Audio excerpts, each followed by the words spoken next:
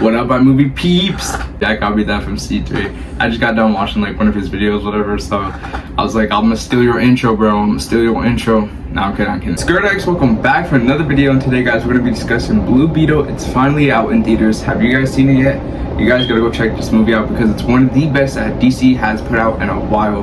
Major W for the studios right now, I'm telling you. Major W for DC right now. With that being said, hit that follow button, subscribe, comment, anything down below helps us. And let's just get right into this film. Wow. W for DC right now. Xolo Maridueña's Blue Beetle is such a comic book cast, and I don't see anyone else portraying the role as Blue Beetle, just like Robert Downey Jr., Iron Man, Chris Evans, Captain America, all of them. Not on that level, obviously, but I can't see anyone else portraying that role. Every scene Xolo's in, bro, he kills it. He's a superstar. He's like, this is his first movie as well, first movie debut. This is our first Latino-led superhero movie, first Blue Beetle live action movie. He's handling all this in just one film, and he just crushes it. He just nails it out of the park. Like, I don't know, I can't see anyone portraying Blue Beetle besides Xolo Maridueña because he kills it. Let me just start off by saying this. This is the superhero film that we have seen before on the big screen. There's literally scenes that I can take from different movies and hero movies like Iron Man 2, all that. But I'm not gonna do all that. There's scenes in this film that you're gonna be like, oh, I've seen that before.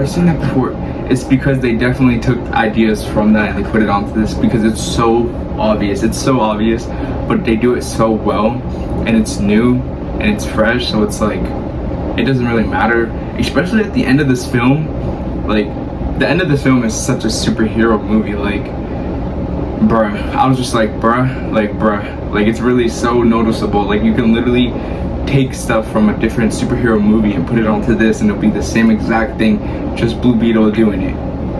I don't know what they were thinking about doing all that stuff, but it's basically like a phase 1 Marvel movie like Iron Man, but just a bunch of CGI over it. It's well done, it's well put together though, it's like fresh, it's just so good though, it's just so good. But for the whole cast and everything, they crushed it. Like, man, like you really feel for the family. Like, this movie literally, because the movie starts off with the family kind of, but then it puts you into Jaime because the family is introducing us to Jaime kind of, in a way, if that makes sense. And then from there, you just know Jaime, and you're just learning more about Jaime. But then you know the family because it started off with the family. So you're learning more about the family as well, and it's just, I don't know, it's just so done well, perfect together. I don't know how they did it. I also picked up the scarab. I gotta pick up the scarab, like, what? Who hasn't picked it? In the beginning of this film, it doesn't really get you hooked into it with these new characters and these new actors that you've never seen before and everything, because it's just like, you don't know where the story's really gonna go, honestly, until like when he gets the scarab, you're like, okay, I know where this film is gonna go. Like, you could definitely see this as a original or as a superhero that's done many times before, but like when you first meet him, you don't know where the story's gonna go, so it's like so intriguing, and it's like you don't fully get into it, but you're kind of into it. I don't know if that makes sense. But once Jenny Core appears on the screen, that's when the movie starts kicking, and then we start learning about Jenny Core and the Ted Core family and all that, and that's when the film finally starts to hit, because the intro for this film is really, really good, but the intro could have been way better in the way that they started the movie. I don't think they should have started it the way that they have started it, but it was a good intro and it was a good way to tell, because the way it starts off is like with the villain. You're just with the villain and it's like, okay, but then you realize they're finding the scarab, they're looking for whatever, and then it takes you into this weird animation style looking thing, and it shows different beetles being speared out into the atmosphere and all that stuff, which we don't learn anything also about the Reach, which I think it's a good thing, because I think the Reach and all that stuff would have been way too much for this story just to tackle. I think just learning about the Blue Beetle scarab and how it landed on Earth and then attaching itself to Jaime Reyes, I think that was the perfect thing to do this film. I don't think we needed the Reach, how the Beetles are created by the Reach, and the Reach, yeah, we don't need all that. But if there was a part 2 for Blue Beetle, I think they're gonna start sprinkling some of that shit in, because the intro does show some of that, but doesn't really. If you see the film, you know what I'm talking about. It's like a cool little animation, but it's like just showing you what happened. But all we can do is just speculate right now. This movie was just a W. I just cannot, I don't know. I just can't believe this movie is just a W. Xolo Maridueña's Blue Beetle is outstanding. One of the best castings of any superhero film. I don't care who you are. I don't care what you say. I can't see anyone else portraying this role just like Robert Downey Jr.'s Iron Man or Chris Evans' Captain America. Not on that level yet, obviously, but for just like, if you see this character, you know, like, that's him, that's Xolo Maridueña. Like, there's no other person that can play Blue Beetle besides him. Like, he is outstanding, superstar, first movie debut ever, knocked it out of the park, first Latino superhero led film ever, knocked it out of the park, first Blue Beetle live action film, knocked it out of the park. This is a DC film, and we haven't had a good DC film in a while, knocked it out of the park. Certified fresh DC film, knocked it out of the park. We're definitely winning right now. We definitely winning, DC fans, Blue Beetle fans. We winning. We up. We up. We up. But this film is just an overall W. Starting off with the plot and everything, the plot was alright. The plot was an original origin superhero story that we've seen before. Kid, just a normal kid in a family, gets this thing, becomes a superhero, has to save the day, gets superpowers, gets a little thing, whatever. The supervillain is just being made at the same exact time, then they gotta fight in the city, whatever. This film, though, it does a really good job at just fleshing it out, though. It's like fleshing out the family aspect, fleshing out Jaime as a character himself before you even get in the scarab. Like, you're with him for like a good 30 minutes before he even gets the suit, so it's like you're just connecting with the characters, the family, and all that, and it's a really, really, really good job. They really just nailed it at that, because some parts of this film you just want to stay with the family, you want to learn more on what they're going to do and how they're going to help Jaime Reyes, which is a spoiler for later on in this video. But yeah, this film is just incredible. The family aspect is one of the key thing in this movie, key thing in this family. But in the film, you're with Jaime, but then you're with the family, so it's like, it's just done so well. The Reyes family is one of the best, like, live action fake families, I guess you could say, on a big screen. I've seen it in a minute, because some of them are like, they don't feel real, like just a Shazam cast and all that. You could definitely tell they're just acting and all that stuff, but this film, you can feel it, like the emotions, like this has heart, like, you know, like this is coming from someone that didn't have a lot. Like, this is a movie about someone that's down deep, but then finds his true purpose. This is a coming of age story. Like, this film is just so beautiful. What I like about this film was the jokes. Some of the jokes landed so good, like so good, especially with George Lopez.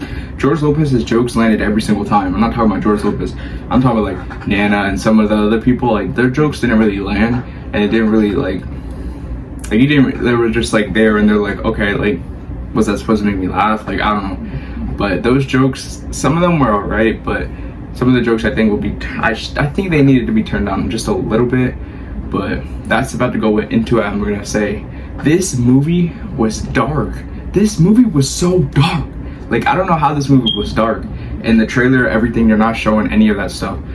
When you're watching this film, especially during the second, going into the third act, this is like one of the DC movies that we've gone before. Like, I was like, okay, this is definitely a DC movie. Like, all the DC movies are so dark, they're so like whatever. This fell into that. What? At the end, though, at the end, it fell into it, but it did a really good job of just balancing it, because this whole movie is not like that whatsoever. So when something like that happens and it's like getting a little bit too dark, it's like, okay, it fits with it because it's getting to that point. But it's not like it has to be dark, it has to be dark, it has to be dark. It's only when it needs to be dark, then it needs to be dark. But this film is literally one of DC's best. Like, it's certified fresh. DC film hasn't been certified fresh in so long. This is a certified fresh DC film. Like, we could say, like, being a DC fan and finally saying, like, there's a certified fresh DC film out there in 2023. That's just crazy to say that, because I don't know what the old DC company was doing with all those characters and IPs, but Henry Cavill not using them whatsoever. That's finally changing now, but I don't know what they were doing. Like, they didn't do nothing with the characters back in the day. They didn't let Henry Cavill be in anything. It's so bad. But we finally got this reboot, I guess. This is technically a reboot because this is in a new universe, because the Flash resetted it, but it didn't reset it. I don't know. That movie didn't reset anything. If you just watch it, it doesn't even really tell you that it's resetting. It's kind of like just showing you. The movie's so bad. I don't know. I don't even know how they even got away with that movie, especially with the post-credit scene with Aquaman and Flash. This movie is just so incredible. Like, this standalone DC film is something that DC fans needed for a while. I don't care what you guys say. People are like, oh, we need a static project, we need this project, we need a Batman project. We don't need any of that. We just need some DC characters that have consistent IPs, and we just need to go along with them. Like, we don't need a Batman, Superman, Justice League, whole universe, whatever, which I would love to see that. I would love to see that. But I'm not saying we need it. We just need, like, just some good DC character standalone films, instead of being just in a universe that has other characters in it, which we don't ever see, just like Black Adam, just like Shazam, just like whatever, Flash. I don't know, like, because the Flash doesn't even show Cyborg, it doesn't even show Superman, it doesn't even, but it shows Wonder Woman at the bridge. What I didn't like about this film was the references to Batman, Superman, Central Cities, the Flash. How do we have these references if we haven't even seen them? And this is a new world. So are they talking about Ezra Miller's Flash? See, that's one thing I didn't also like about this film. I don't think this film needed it, but it also didn't affect it as well. And that's why this movie is good, because those don't affect the movie. You take that out of the movie's still good. So yeah, I don't know. And also, Jaime Reyes said that I think he went to law school in Gotham, I believe. I think he said. I'm not sure. I gotta go watch this movie again. Tell me also if you've seen this movie and you heard he went to Gotham for law school to finish a class or something like that. I don't know.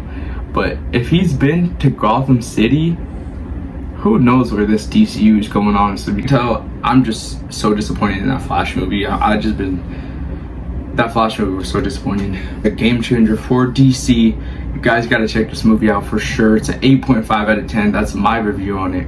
What do you guys think about Blue Beetle? Go check it out, please.